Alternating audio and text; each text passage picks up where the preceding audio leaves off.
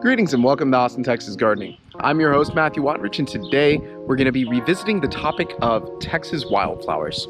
So for those of you who may not have already seen, on Easter I uploaded a video on growing Texas wildflowers. I put up a video including a couple of different beds in my front yard and backyard. Today we're going to be looking pretty exclusively at the front yard. And before we really even get started, I wanted to do a side-by-side comparison of the current state of my front yard. Hey there everybody, welcome to Austin, Texas Gardening. I'm your host Matthew Watrich, and this Easter we're going to be taking a look at some of the wildflowers I've been growing.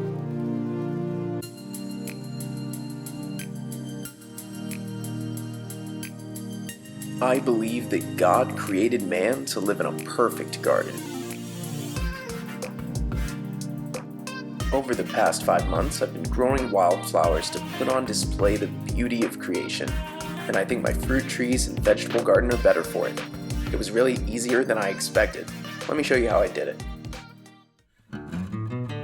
So, as you've noticed from that video, the wildflowers in Texas are kind of thinning out and dying off, which is totally natural. That's exactly the way God designed them to work. They drop their seeds in late spring or summer, sometimes even fall, and then they seed the next year's wildflowers. So it's the same with perennials or anything else. Well, I should say it's similar, that they die out like this. And these are really dying out. So you noticed in that first video, my wildflowers are completely encasing my fig tree. It is true, my fig tree has grown just a tad, but not so much that you can totally see a different angle of it. If you kind of go around the whole thing, you can even see through these wildflowers because of how much they've died. And I've kind of got it in mind to go through here with some sort of weed whacker or something and just take down some of these wildflowers. Like these cornflowers, very, very beautiful in April, and now they're just kind of all dead. I think even worse is really the crimson clover, which is at the end of its life cycle. This beautiful red flower. It's not necessarily like native to Texas or anything, but I just really like it. I think it looks great. Just not in June. In June, it's just this kind of brown husk. And what we're going to do with these is go through and just pick their seeds off and scatter them. We want to make sure that we get this again next year and, without having to re-sow any more Pennington's wildflower mix. So we're going to go through and just remove the seeds from every one of our crimson clovers before we get started with tearing down some of this stuff. My other favorite wildflower, my number one top pick, are my bluebonnets. Now, my bluebonnets have already gone out to seed. So these are what bluebonnet seeds look like. They're these kind of green pods. You've probably seen them before. And these black pods that are burst open are the final stage of the bluebonnet's life cycle, where the pods dry up, they burst open and fling seeds out. And so that means that these are just completely done. This is just inert. I want to call it organic material. It's obviously dead. And those bluebonnets have already gone out to seed, which means I think, not all of them, of course. These are bluebonnets that are very much like have not yet gone out to seed. I'm going to try to cut around these as much as doesn't look super ugly for my front yard. And I mean, just to kind of do an additional pulse check on where we're at with all of this over here. So again, it's June 12th today. Super strange. I've still got some bluebonnets. Now, I'm not going to be weed whacking this little bunch of bluebonnets here, but like the crimson clover to the left and to the right, that was looking just so beautiful last April. Definitely want to get this out of here. So I went through and picked the majority of the seed off of this crimson clover and just kind of sprinkled it out in this front bed here. I'm not exactly sure what everything's going to look like when I'm done cleaning this up, but I'm really excited to actually have a little bit more access to this fig tree. I think it's going to put off a whole bunch of figs this summer, and I'm excited to share that with you guys. So with that, let's get started with some yard work. So I just want to show you all what can happen with this. I'm using my weed whacker here to try to cut down some of this extra foliage. And I mean, some of this, like right here, it's a centimeter thick. It's almost wood. So I'm gonna go grab some hedge clippers.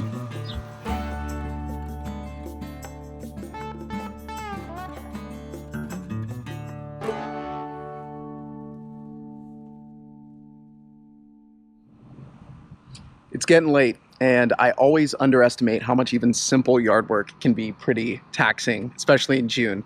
It's maybe about 7 or 8 o'clock, probably about 90 degrees, and we've got all of our brush cleaned up surrounding our fig tree here. So this is what the bed has looked like in the past. If you've seen my how to protect your garden from winter frost protection, or just any of the videos I made last fall, this is kind of more what it looked like. Obviously our fig tree has grown quite a bit, and I don't currently see any figs on it anywhere. I kind of came in down here towards the base and looked around, which is the first time I've had the chance to do that in a long time. Obviously, our bed doesn't look super clean either. I'm not sure if a layer of dirt on the top of this would help, but like, here's my thumb for scale. Look at how thick some of this is. I mean, a centimeter around, and this is like hard, wet wood. Like, I saw a piece sitting around over here. Okay, well, I don't know where it is now, but yeah, I mean, things look 1,000 times better. The fig tree actually looks like a little front yard bush and not like a wildflower bed. The reason I only did one of these beds and not both is just this one over here still has a whole lot of bluebonnet seeds. And I really wanted to give them a chance to drop properly so we could have more bluebonnets next season. Also, just the cornflowers aren't as withered. There are, I think this is called like an Indian blanket, and then here's a thistle. Like, there's a whole bunch of wildflowers here that are still looking good. Of course, in addition to all of that, our olive tree got beaten up pretty badly after the freeze, and so it's still recovering. I don't really think it has a lot of curb appeal, and the current state of this little wildflower bed is probably better than my my recovering olive tree. And so this is how much we got out of the bed. I filled up my entire compost bin. And again, just to reiterate, if you'd forgotten what that looked like, yeah, that is not looking great. Over here, I cleaned up my front bed just a little bit. It was kind of hard because I didn't want to pull up my white picket fence. As I mentioned, I left in my bluebonnets and tried to pick up the majority of everything else, but I'm left with a lot of stuff like this. I don't know that this really speaks to the problems that I'm currently dealing with, but I've had a couple of people tell me that when I sowed my Pennington's wildflower mix last season, I over-sowed. Like, I sowed a little too thick, and I'm honestly pretty inclined to agree with that. Not necessarily with what's happening right here, but definitely with what happened right here. Like, I'm not sure you're supposed to have wildflower brush so thick that these bases are tearing apart. I mean, look at this. This is from the weed whacker, just in my pocket. See how much we got here. Just tearing through my garden tools. And so thankfully everything's done. Things are looking a lot more clean. And yeah, keep an eye out for some future videos. I'm going to be making a video on the fig tree here in a little bit about the process of growing it over the course of about 1.5 years, and hopefully a fig harvest. And I will do an additional wildflower update when it's time to do something different with this bed. Thanks again for watching, guys. I have a little bit of bonus footage here that's going to be a tie-in to my next video. This is my sunflower, which I grew from a seed. If you've seen my June garden tour video, you can see how much the sunflower has grown in just 2 weeks. Today's June the 14th when I'm filming this. And it's just super cool. It's getting to be about 5-6 feet tall, getting ready to poke over the fence, and also it looks like it's about to bloom. You can see those yellow petals there hidden underneath the sunflower. And so what I'm going to do is set up one of my phones out here to film a time lapse of the sunflower blooming. As you may or may not be aware from my previous videos, I've got a phone up in that window over there that's been filming our lovely peach tree and our sunflower since I planted it back last March. When I say last March, I mean 2 or 3 months ago, March. Has been filming for about 100 days. And so you'll get to watch the peach tree bloom. You'll get to watch the sunflower grow.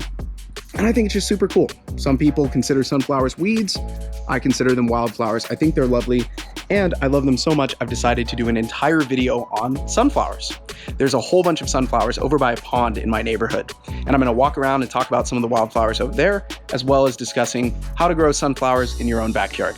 So stay tuned for that video on sunflowers, and thanks again for watching Austin, Texas Gardening.